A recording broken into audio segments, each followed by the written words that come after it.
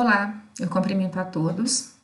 Meu nome é Andreia Chagas, eu sou engenheira de alimentos, graduada pela Universidade Federal de São João del Rei, campus Sete Lagoas. Atualmente eu faço parte do programa de pós-graduação em Ciências Agrárias na mesma instituição. Sou orientada da professora Lana Mar e fui convidada a falar um pouquinho sobre o beneficiamento de frutas e hortaliças. Bom, sabemos, que o Brasil é um dos principais produtores de frutas e hortaliças. Porém, os seus índices de exportação são baixos quando comparado a outros países. Aliam-se a essa situação as altas perdas pós-colheita. E as perdas pós-colheita, elas estão diretamente relacionadas ao manuseio, transporte e o armazenamento inadequado dos produtos desde a colheita até o consumidor final. E o manuseio inadequado desses produtos agrícolas durante o processo de colheita e pós-colheita pode acarretar em inúmeras alterações, sendo elas mecânica, fisiológica ou patológica.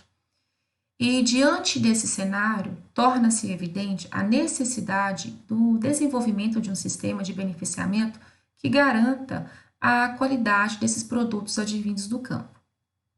Diante disso, podemos dizer que a colheita e o beneficiamento são etapas que viabilizam a chegada dos produtos vegetais até o consumidor. E dependendo da natureza dos produtos, esse processo ele pode ocorrer de diferentes formas, ou seja, o beneficiamento ele pode acontecer diretamente no campo ou nas unidades de beneficiamento, seja ela estática ou móvel. Alguns produtos, eles se adaptam ao beneficiamento no campo, em especial aqueles sensíveis ao manuseio, como por exemplo as folhosas, e o morango. Em contrapartida, outros produtos eles podem ser beneficiados tanto no campo quanto em unidade de beneficiamento, sempre levando em consideração aí os recursos, disponíveis e também a relação custo-benefício. Nas unidades de beneficiamento, os produtos, em geral, eles são bem mais visualizados e até classificados em equipamentos de precisão, dessa forma sendo muito bem selecionados. Já no campo, a etapa de seleção e classificação, elas, de forma geral, elas ocorrem de maneira manual, consequentemente, estão sujeitas à subjetividade prática dos colhedores. Então, só para exemplificar, há uns anos atrás, o tomate de mesa, eles eram beneficiados diretamente no campo. Esse beneficiamento ele ocorria através de uma bancada de madeira localizada no final dos carreadores. Muitas das vezes essa bancada não apresentava uma proteção contra chuva, sol, vento, e os produtos estavam ali totalmente expostos. Porém, com o passar dos anos, a crescente busca pelos produtos de qualidade fez esse processo mudar. Antes esses produtos eram beneficiados diretamente no campo, hoje em dia eles são beneficiados através de uso de equipamentos de precisão. Aqui está descrito, as principais diferenças entre o beneficiamento no campo e o beneficiamento nas unidades de beneficiamento. Quando essa operação é realizada diretamente no campo, as principais etapas são colheita, a classificação, no campo, e em seguida o produto ele é embalado e destinado aí já para o consumo. Já quando esse processo ocorre nas unidades, as etapas são colheita, o transporte. Chegando nas unidades de beneficiamento, os produtos eles passam por uma série de etapas até chegarem aí ao consumidor final. Bem, aqui está representado um fluxograma das principais etapas de trabalho realizado nas unidades de beneficiamento de frutas e hortaliças. Quais são elas? O recebimento, a seleção, a limpeza, a aplicação da cera, a classificação, a embalagem, o resfriamento, o carregamento, o transporte e o consumidor. E no decorrer dessa apresentação, eu vou falar de forma mais clara de cada uma dessas etapas. Bem, a primeira etapa é o recebimento, e essa, por sua vez, ela pode ser realizada a seco, em esteira, ou em tanque de recebimento com água. Quando ela é realizada a seco, em esteira, deve prestar bastante atenção na incidência de danos mecânicos e essa também pode ser realizada de forma manual, o que torna-se evidente a necessidade da capacitação dos colaboradores e também, né, o ambiente de trabalho deve ser adequado para o desenvolvimento dessa função. Já nos campos, né, já nos tanques de recebimento com água, a qualidade da água ela é um fator crucial que deve ser levado em consideração. Por quê? A entrada de água e de patógenos no interior do produto ocorre em medida variável. Então, alguns produtos, como por exemplo a manga e o tomate, eles são sensíveis à infiltração de água e de patógenos. E além disso, né, os produtos que já chegam na unidade com cortes ou com aberturas causadas aí por danos mecânicos são também bastante sensíveis à infiltração de água e de patógenos. A segunda etapa é a seleção. No Brasil, a seleção ela caracteriza-se pela retirada e eliminação dos frutos danificados, deformados e com a presença de doenças. Então, a eliminação desses frutos com doenças são importantes porque ela limita a disseminação dessa doença. E essa etapa de seleção, ela antecipa, ela ocorre, né, antes da classificação dos produtos. E como vocês podem perceber, né, esse trabalho, ele é um trabalho repetitivo, né, e dessa forma, os colaboradores, eles devem apresentar um posicionamento ergônico para executar essa operação. Uma etapa também muito importante, ela é considerada uma das principais, né, no sistema de beneficiamento e classificação de frutas e hortaliças, é a etapa de limpeza. Né? Então, de acordo com a natureza do produto, essa etapa, esse processo, na verdade, ele pode acontecer de formas distintas. Por exemplo, algumas frutas, como caqui, né, e hortaliças como as cebolas, elas são sensíveis, então dessa forma elas não devem ser molhadas. Então, o uso ou não de água no processo, né, na etapa de limpeza, ela está diretamente relacionada com a natureza do produto e também está relacionada com as preferências comerciais. Ou seja, no Brasil, né, as batatas comercializadas, elas são lavadas, né? Já em outros países, essa etapa de limpeza, ela ocorre através da escovação a seco. Então, vejamos, um consumidor que está habituado, né, a uma batata lavada, dificilmente irá consumir uma batata escovada. E ligado, né, a essa etapa de limpeza está a água. Como eu falei anteriormente, a água ela deve ser de qualidade, né? Ela deve ser de classe 1, de acordo com a classificação da ANA, né, que é a Agência Nacional de Água. Ela deve estar disponível em quantidade e ter um custo compatível. A etapa de lavagem ela pode ser realizada de duas formas, em tanques ou através de jatos de água, seja ela na forma de spray ou de pequenas gotas de água, ou até mesmo a associação dessas duas alternativas. Então, eu volto a frisar, a qualidade da água, ela é importante, dessa forma, ela deve ser monitorada periodicamente através de análises físico-químicas e microbiológicas, de forma a garantir a qualidade e a sanidade dos produtos que estão sendo beneficiados. E ligados também à etapa de limpeza está o uso de escovas, né? No mercado, existem diversos modelos disponíveis para a utilização na etapa de limpeza e classificação. Então, as cerdas das escovas, elas podem ser de origem vegetal, sintética ou animal. As cerdas de origem vegetal, as mais usadas, são as de fibra de coco e a de sisal, e elas são empregadas na etapa de lavagem. Já as cerdas, né, as escovas de origem animal, aquelas oriundas, né, de crina de cavalo, do rabo bovino, elas são sensíveis ao molhamento. Então, dessa forma, elas são empregadas na etapa de polimento do produto. Então, as recomendações, né, da cera das escovas, elas variam de acordo com a espécie do produto, com, a, com o grau de maturação e também com os equipamentos disponíveis. Então, após a etapa de limpeza, ocorre a aplicação da cera.